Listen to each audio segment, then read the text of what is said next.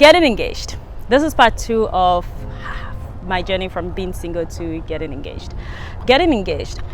Here's the thing. I knew that this was the person I was going to get married to. We had already talked about it. We're already talking about it with family, and all that. So we knew that we're gonna get married. I knew that I was gonna get engaged. Actually, from what he told me, he was going to engage me in, I think, February, but I said something and I did something and I stopped the engagement then, because he had already been planning it. But then because I became Candy was Candy, and well, it didn't happen. But anyways, I think it happened in the perfect time and in the right time. So coming back to this engagement, and this time it happening on the day that it happened. Did I know I was getting engaged? Yes. Did I know I was getting engaged on May 22nd, 2022? Maybe, kind of, sorta. Here is the thing. I had a feeling about it. And this is somebody that does not know how to he doesn't know how to keep secrets. Like, he's just gonna tell me. Don't tell him something and think, like, I'm just gonna find out. It's happened a couple of times. I'm just gonna know. He's just gonna bluff it. And it doesn't take a lot for me to pull it out of him. So that already happened. And this is somebody that I would normally have to beg, to dress up, to do this, to do it in a kind of way. And then somebody will randomly just call me one day like, hey babe, do you remember the suit that we're gonna get? I'm trying to get the jacket. And I'm like, huh? You're trying to get the one now? The jacket? Okay, you? What happened? What have you been doing in the mall? How did you find yourself in the mall? Who took you there? What happened? Like, huh? Is this... So that already gave me a thing in my head that was ringing. And that weekend, actually, we had to take some pictures. We were planning on taking some pictures. We're planning on taking some pictures on Tuesday. So he had to come to Tulsa because he's not in Tulsa. He lives in Houston. So he had to come to Tulsa. So he was going to buy this jacket to come with to Tulsa. And knowing him, I'm like, what's this one even? Yeah, this does not. But I was like, anyways, I'm not going to put anything in it. I'm not going to put too much in it. So I really did not put too much in it, but I was like, I have a feeling this is gonna be it. But here's the thing. Every time I had a feeling I was gonna pray about something, the Holy Spirit stopped me. And that was my second clue, that if the Holy Spirit keeps stopping me about something, then there's probably something there. So that was my second clue. My third clue was my cousin randomly calling me and telling me like, oh, it's their engagement week and they're coming to celebrate their engagement in Tulsa. First of all, auntie, which young couple leaves to come celebrate their engagement in Tulsa? I mean, have it at that. I am of the opinion that Tulsa is far better than Oklahoma City, but I want to think that Oklahoma City has probably better restaurants. But they convinced me, or they said this thing about the Philbrook Museum, which is absolutely gorgeous. I'm gonna post some pictures. It's absolutely gorgeous. So they told me like, oh, her husband had always wanted to come to that museum, and so they were like, you know what, they might as well come to Tulsa, go for dinner, and then go to that museum and take anniversary pictures and stuff like that. So I was like, oh, that kind of sold it on. And the second thing that sold it on for me was I called my friend that I knew that I would definitely not get engaged with her being there.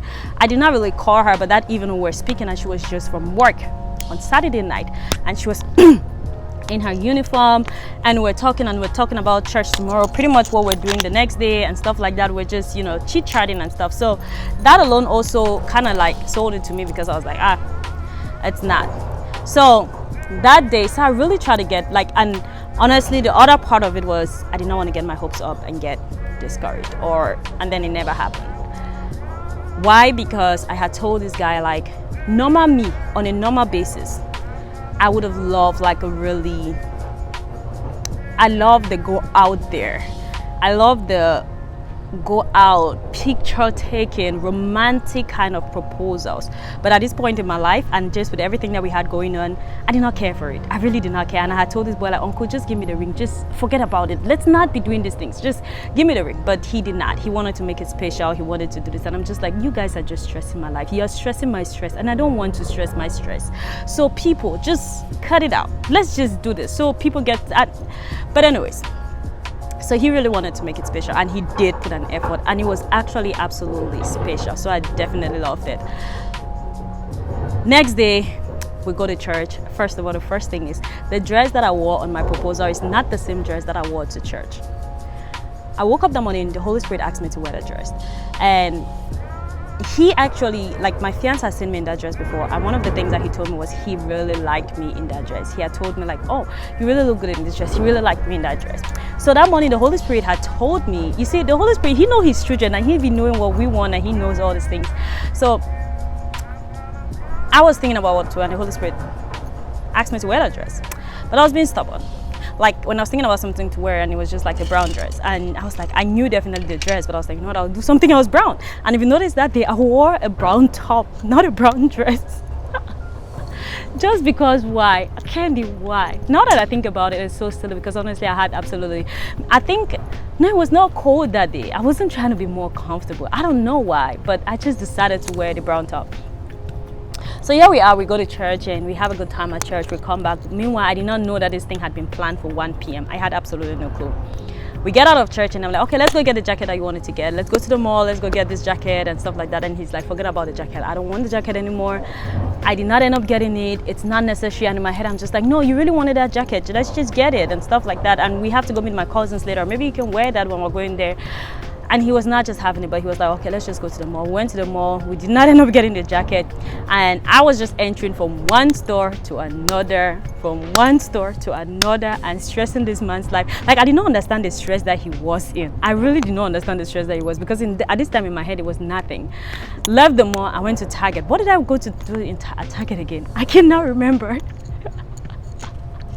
But I went to Target, and it was a Target that I was moving and singing, and I think I made a video that day leaving Target, and I was making this silly video and stuff like that. I was just literally moving around and cheating.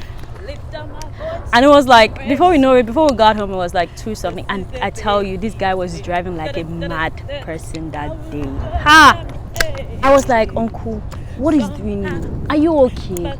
Is anything the matter? Did I do something?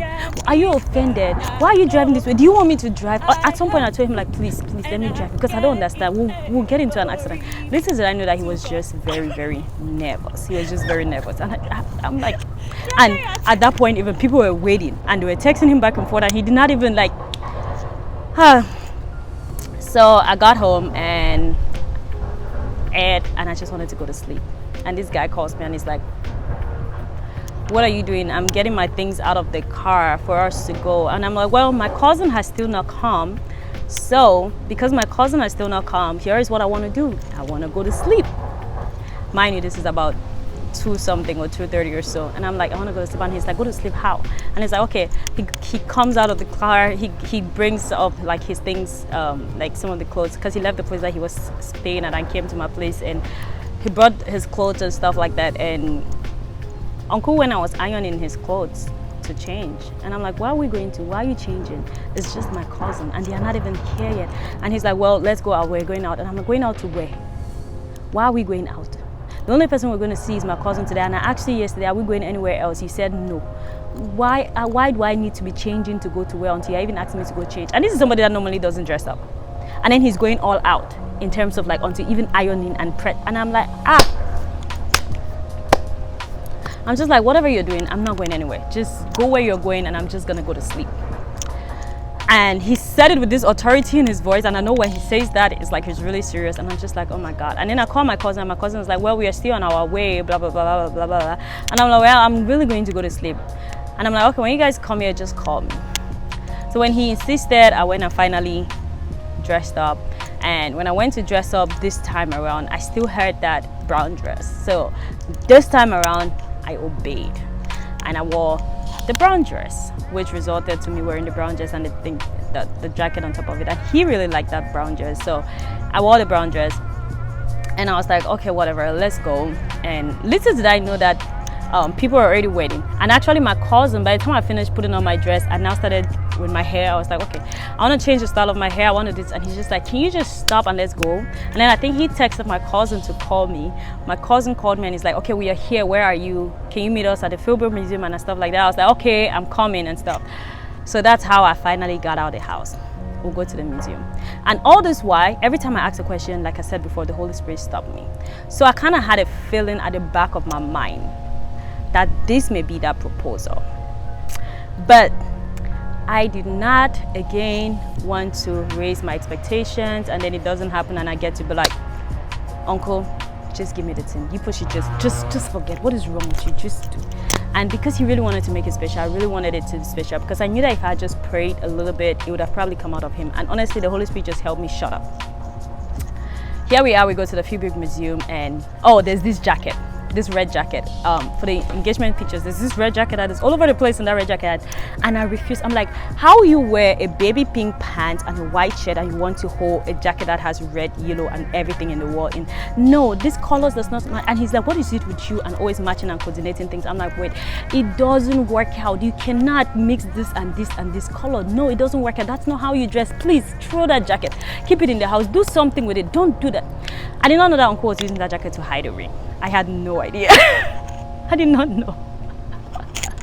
So he insisted on holding his jacket, and I was like, okay, whatever, hold your jacket. So we get to the Fabric Museum, and the first thing for me was the clue for me at the Fabric Museum was the fact that we get there and he already kind of like knew where to go or something like that, and there was already somebody, and the person was like, oh no, it's already paid for, you guys can go ahead. And I'm like, huh?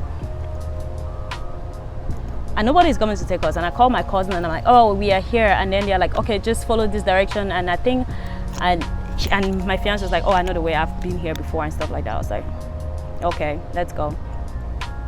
So we are going there, and I'm moving. Like, this was my first time at this museum. And I think another thing that made it special is because I had never been to this museum.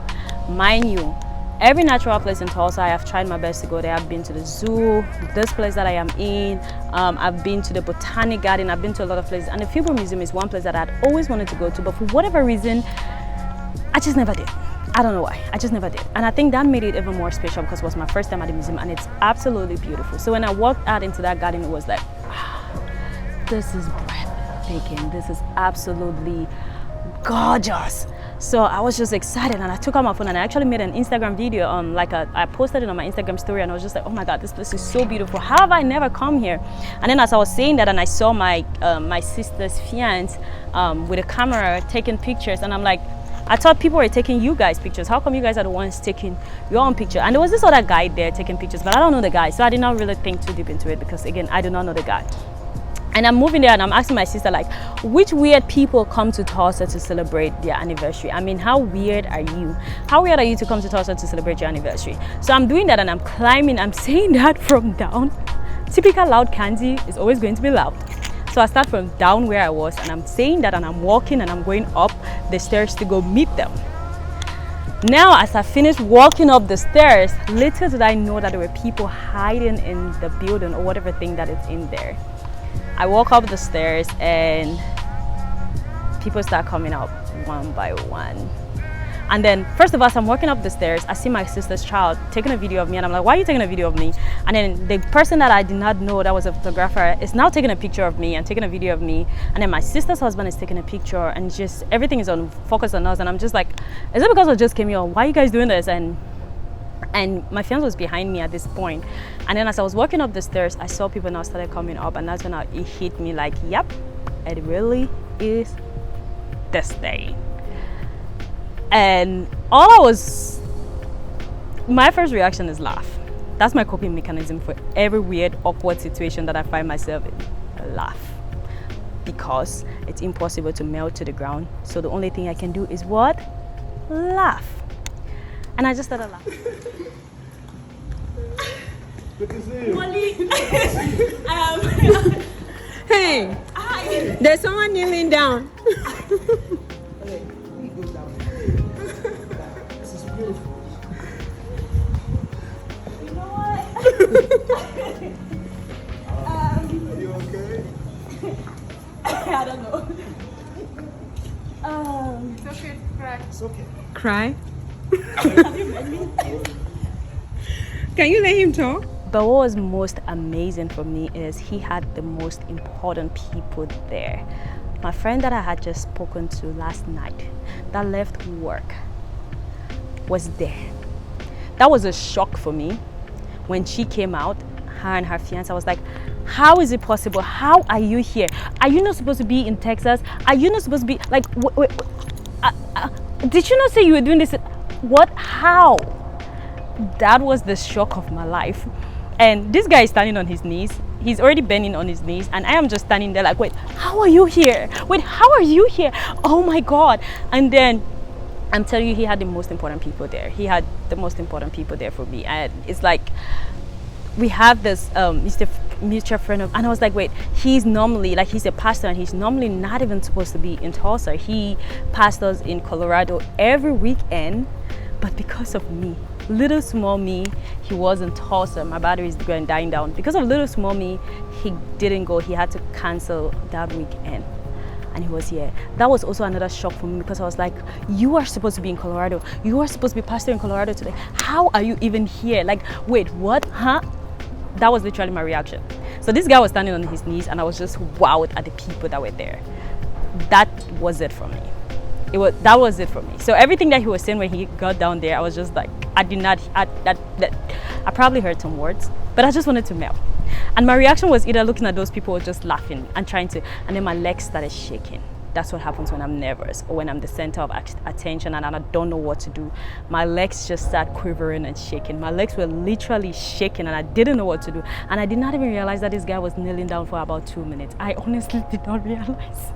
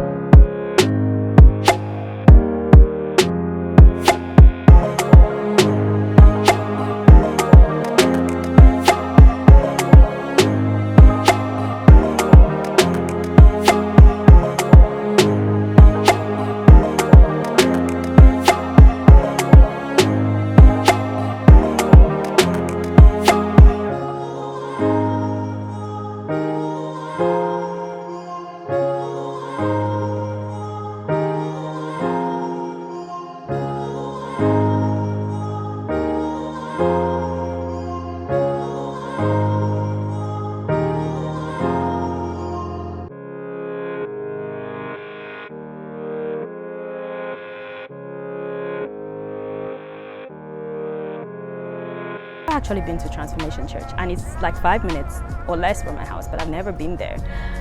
And we go to this restaurant and Mike Todd is in the same restaurant with his family. I think they were celebrating one of their family's birthday and stuff like that. And I did not even realize it. My attention was not even, I wasn't even paying attention on there. So we sat down and, you know, we're having dinner and stuff like that. And somebody was like, oh, that's Mike Todd's family. And I was like, oh, really? I turned and looked at it and it was his family. And then he walked in and sat down and stuff like that. I didn't know my fiance knows Mike Todd and had met him in the past and stuff like that. I had no clue about that. But we sat there and we're just eating and stuff like that. And it was such a blessing because some things happened in that restaurant that was amazing. It was amazing, and it was just confirmation again of God's presence in our relationship and just in our lives and just God in himself. And one of the things that I was reminded in that moment is rip your list. But here comes my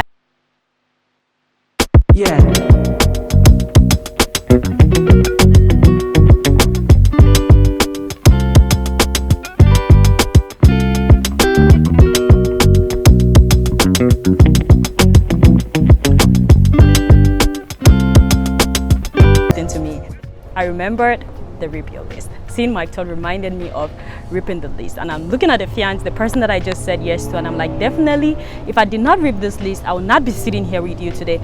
He has, funny enough, he has everything that was on the list. Eternally. Except the physical part. He's everything that I wanted in a man. Almost everything that I wanted. I wanted somebody goofy. I wanted somebody playful. I wanted a hype person.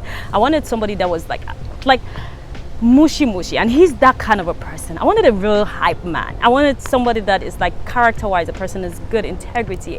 I wanted someone that is clean. I wanted, like, literally, I had written all these things down, and quite honestly, I wanted somebody that loved God, even more than me. And I mean, he checked off a lot on the list except the height part. He did not meet the height, he did not meet the physique, but anyways, that can be taken care of. I mean, he did not meet all of that, but that have been taken care of. And I tell him and he tells me every day, thank God for you in my life. God knew I needed a helper, and he sent you, because child, you've helped my life. And I'm like, yeah, I've really helped your life. But I'm like, you've really helped my life, because trust me, I needed somebody that was patient with me, and that was not on the list. And this man has been patient with Candy and her shakara. This man has been patient, there's no doubt. And saying this now, of course, we took pictures with Mike Todd and stuff like that, and it just kind of put a seal to everything, and it was just like the icing on the cake. But saying this now is, this is me. I remember sometime last year, somebody has said to me, after trying to set me up with someone, that I was like, nope, it did not work out, and this person is not, and that was the last setup I was ever set up with, and I was like, nope. And this person said to me, this person has said that it's going to be impossible for me to find someone that meets everything that I think I want in a man, especially the sex part.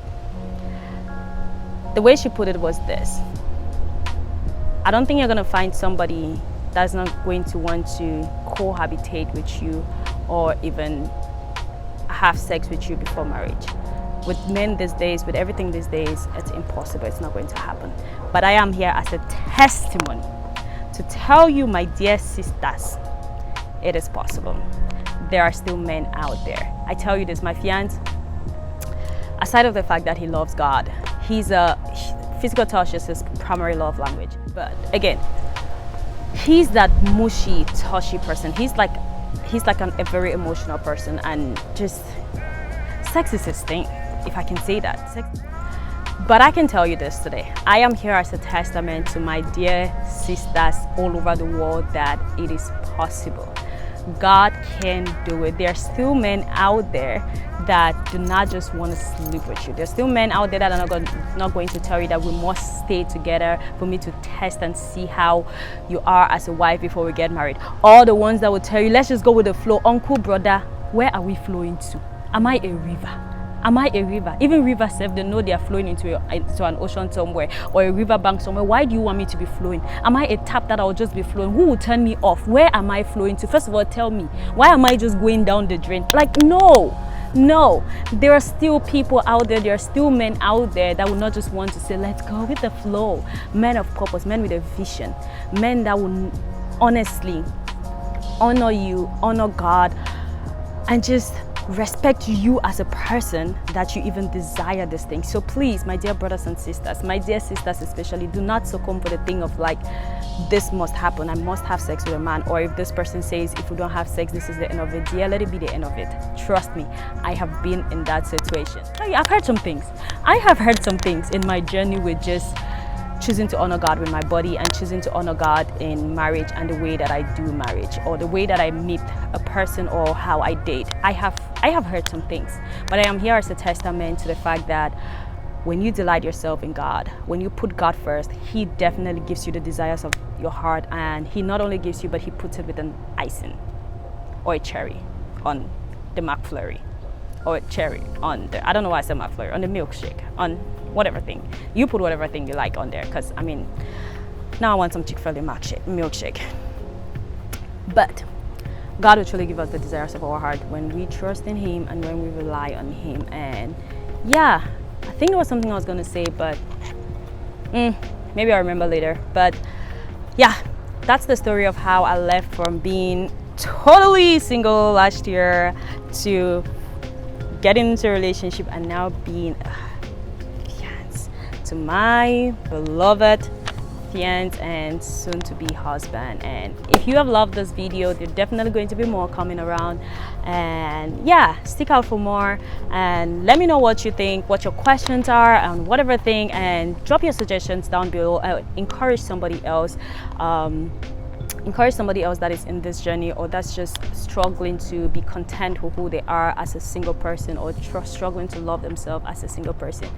Just be an encouragement to them, and let them know that truly God is with them and God has not forgotten them.